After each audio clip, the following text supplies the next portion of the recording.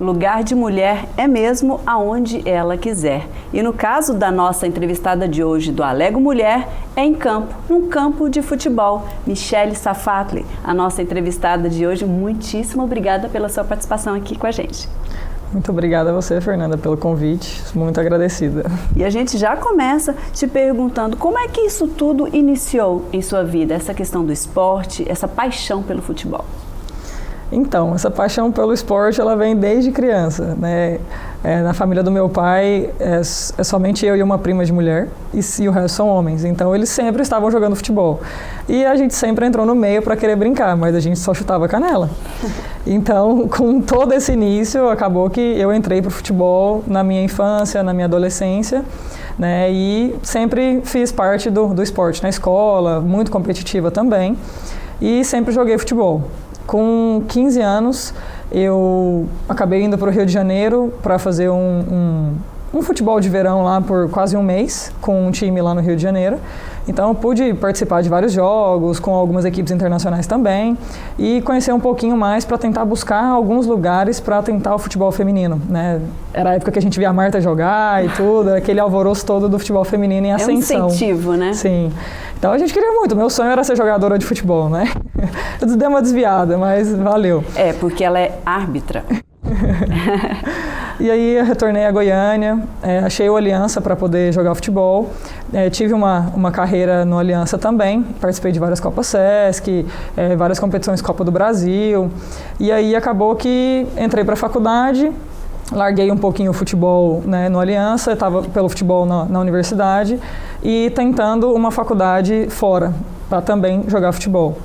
Com isso, com alguns testes... Por que essa faculdade fora? Aqui você não encontrou um espaço que você, de início, queria ou você sempre quis estudar fora?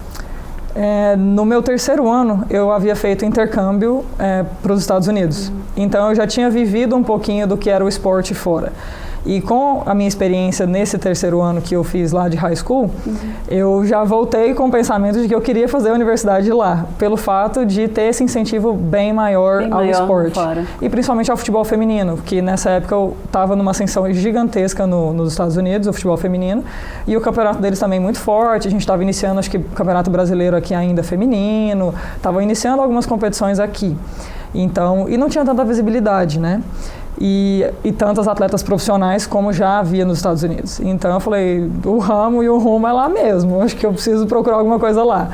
E acabou que eu consegui, com as minhas habilidades, uma bolsa para jogar futebol nos Estados Unidos e fui fazer faculdade. Então eu fiz faculdade lá, joguei futebol meus 4 anos, fomos campeões estaduais, participamos de torneios nacionais, tive êxito lá, fiz teste para equipes profissionais lá também, mas já estava próximo do meu retorno ao Brasil.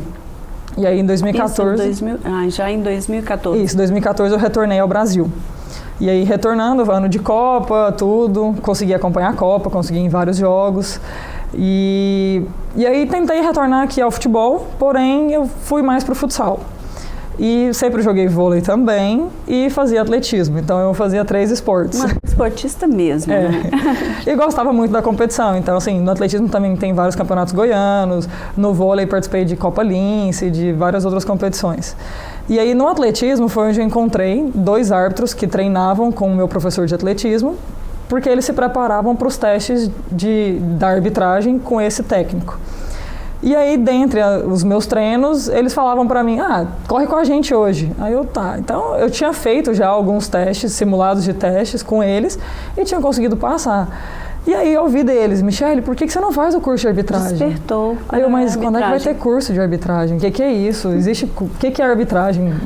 Futebol é futebol, aliás, não vamos existe. Falar. Exatamente. Com esse início, com esse despertar para a arbitragem, aí você já estava onde?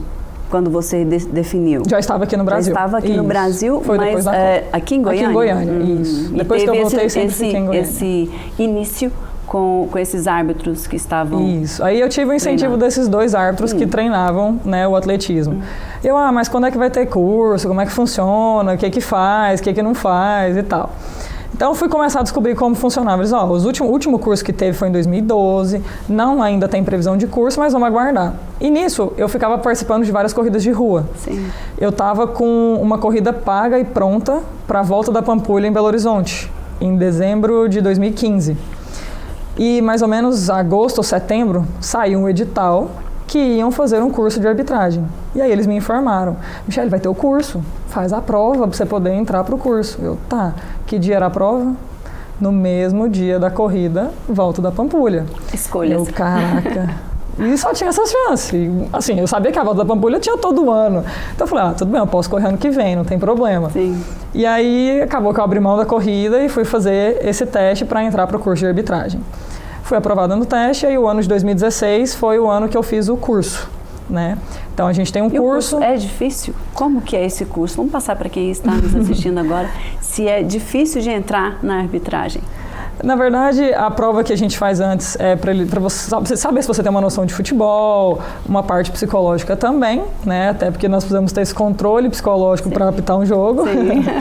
E tudo aprovado, tudo ok, inicia-se o curso. O curso, eu não sei se são 8 ou 10 matérias, não me recordo, já tem um tempinho que eu não olho para essa parte, mas envolve algumas matérias, né? Regras, envolve a parte da preparação física, envolve a parte de fisioterapia, que a gente pega uma noção de como funciona essa parte, a gente tem aula com bombeiro também de primeiros socorros, a gente tem aulas de inglês e espanhol. Então, entra várias matérias, que no final, cada matéria tem a sua prova, e no final você tem uma nota geral, que no final fala, você foi aprovado, você não foi aprovado, ou você precisa de fazer uma recuperação, né, ou algumas aulas extras para poder cumprir a carga horária e passar na prova que você tem o conhecimento para você pegar o seu diploma de curso de arbitragem. Então, o nosso curso durou mais ou menos 8 meses e depois do nosso curso a gente teve alguns jogos práticos. O que são jogos práticos? Tinha um jogo, eu era convidada para poder estar fazendo a análise e o estudo desse jogo. Então eu estaria, como se diz, aprendendo e assistindo os árbitros que estão naquele jogo ali e eu estaria analisando o trabalho deles. Já é a prática do que você já havia estudado. Isso, do que eu já havia estudado. Deixa eu entrar numa parte.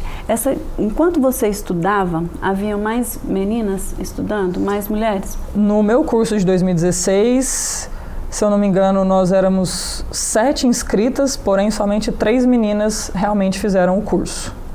Então, as 3 meninas... Vocês chegavam a conversar desse interesse feminino pela arbitragem, se tinham poucas e por quê? Entre vocês conversavam isso? Sim, a gente conversava. Até porque, assim, já tem um tempinho, né? 2016 para 2022. Sim. Se passou um tempo e a gente via que assim, não tinha muita procura, né? As meninas tinham dificuldade do físico, né? E acho que o maior peso hoje, o maior peso dentro do curso como um todo ainda é a parte física, né? O condicionamento físico para poder participar mesmo. Para poder, para os treinamentos, até a disciplina de se manter em treinamento. Então a gente vê que as pessoas que têm um histórico que já eram do esporte, elas têm uma facilidade para se manter ativamente e manter esse condicionamento. As pessoas que às vezes vêm de outros cursos ou que não eram muito do esporte, mas querem fazer parte da arbitragem, elas precisam de uma força e uma dedicação maior para ter essa disciplina para se manter esse condicionamento físico, né? Então, acabou que a minha turma, nós éramos 75, foram feitas 2 salas e nós 3 ficamos na mesma sala. Então a gente, né, se dava esse apoio, se ajudava e tudo. Até em treinamentos a gente tentava treinar junto para uma motivar a outra, ajudar a outra. E nós 3 nos formamos e a gente deu a sequência no ano de 2017 para iniciar todo o processo de entrar na federação, né? Então, a parte documental, todos os documentos para ser aprovado primeiro na federação e depois vem a parte de teste físico e de prova escrita. Então, são as barreiras que a gente passa todo ano e muitas delas mais de uma vez por ano. Então, anualmente tem esse tipo de teste? Todo ano a gente faz teste físico e prova escrita. Mas, Michele, por que prova escrita? Porque as regras mudam. Então, precisamos estar atualizados com circulares que saem durante o ano. E as regras são claras, né? Brincando um pouco aí com o jargão do colega. Eu gostaria de repassar aqui só um dado. Após 16 anos, o futebol goiano voltou a ter uma arbitragem feminina em uma partida de primeira divisão estadual, né? E como é que é para vocês, depois de tanto tempo, e com todo esse estudo que você já demonstrou aqui pra gente, depois de 16 anos, poder ter essa arbitragem feminina, que foi você e também a Cirlei, correto? Foi a Jordana Pereira. A Jordana, perdão. Isso.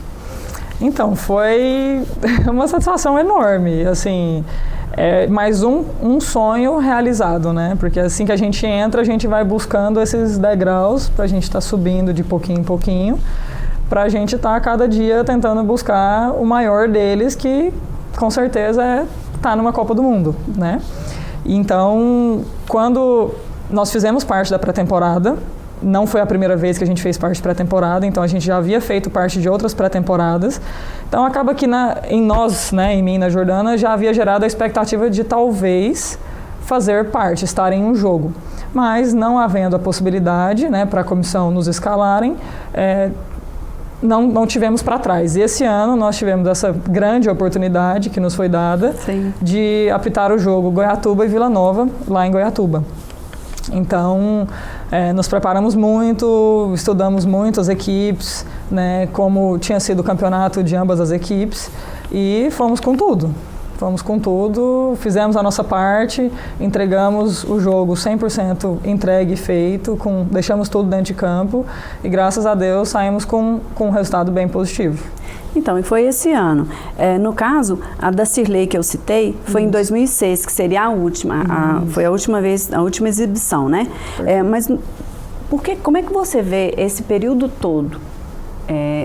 Esse distanciamento, ainda há um distanciamento entre a mulher em campo e o homem em campo. Você consegue ver isso, que ainda tem uma dificuldade de uma certa discriminação ainda em campo, da mulher estar atuando na arbitragem?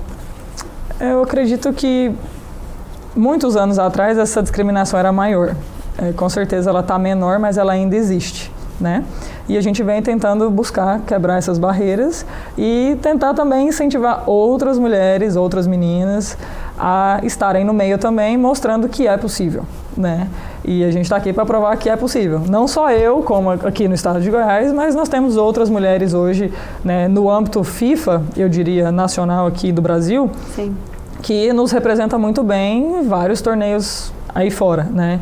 Temos a Edna Alves, temos a Neuza Bach, que hoje está na Copa do Mundo, nos representando como Brasil. Temos a Leila Cruz também, que vem aí, né, seguindo esse ritual de estar no trio feminino, que provavelmente irá para a Copa do Mundo Feminina no ano que vem, né? Temos a Tati, que hoje está na Federação Paulista, mas foi a que fez a última Copa do Mundo junto com a Edna e com a Neuza.